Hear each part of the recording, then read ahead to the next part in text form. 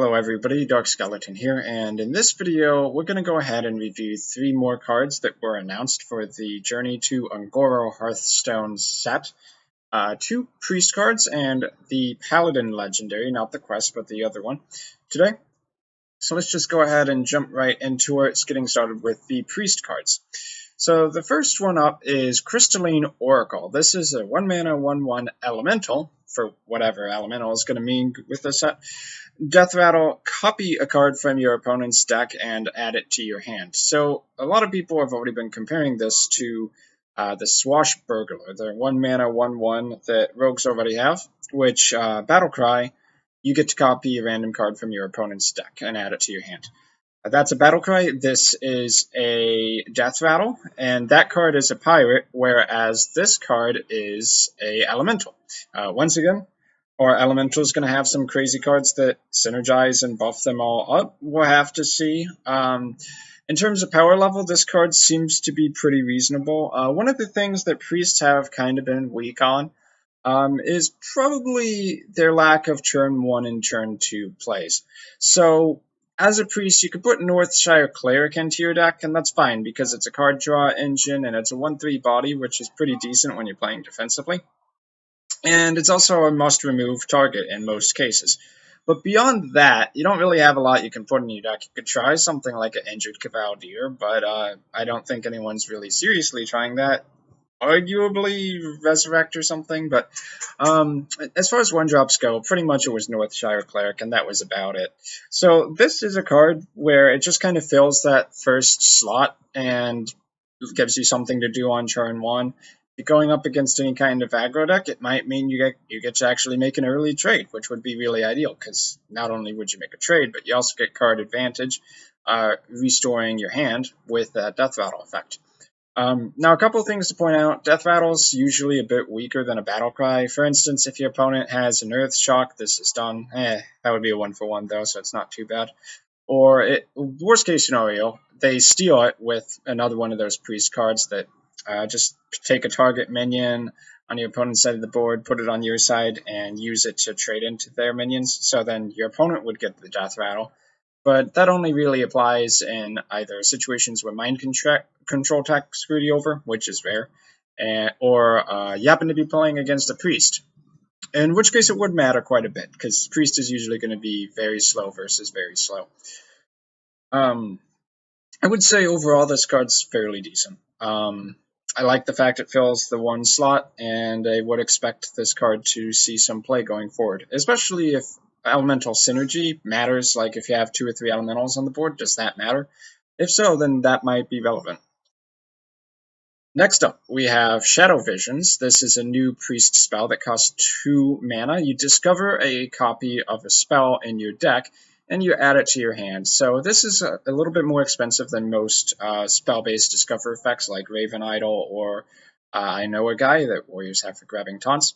And the reason for that is that picking a spell in a constructed deck that's already in your deck and gaining another copy of it is usually going to be a very relevant and powerful effect. For instance, you might only have 1 Entomb. Let's just say you're playing a Reno Priest. And the reason, well, one reason you would only want 1 Entomb is it's a very slow card, and it's not good against aggressive matchups because you'll spend like 6 mana to Entomb or 5 mana a minion, and that's just not good enough. But in some circumstances, you might run into a really heavy control deck. And it would be a bad choice to put a second Entomb in your deck, because then you'll just lose all the aggressive matchups. But if you play Shadow Visions, the advantage then becomes it's flexible. So if you need Entomb against the control matchups, that's good. And I use Entomb as an example. Entomb's actually rotating out of standard, but whatever the new really slow card is. Mind Control, let's just say. So it's good against the control decks because you'll just need 1 extra really powerful spell that'll help you close that matchup. That might be a Mind Control or something similar, maybe Dragonfire Potion, AoE the board. But it can also be decent against aggressive decks, because maybe you have the 1 mana that targets, say, enemy minion with 2 attack or less, Potion of Madness, I think it's called, and then use that against them for like a 2-for-1 trade. And is that worth 3 mana? Well, if you need to, because you're desperate and it's against an aggro deck, then yeah.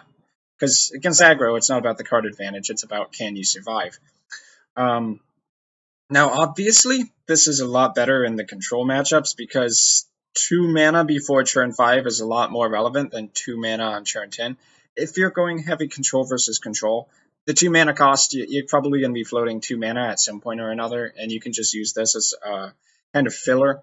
So you're not really paying 2 mana for it, but you're waiting till you have the chance where it's just 2 extra mana by chance, and as the game draws on late, you have that perfect answer to their last threat, and then it becomes pretty good. So I think this is the kind of card that might be good as a one-off in certain decks, not necessarily Reno decks. It might be kind of hard to justify 2 of these because it really is a dead card in a lot of cases before turn 5, just because you can't just spend 2 mana to find a new card and then use that mana to answer an enemy.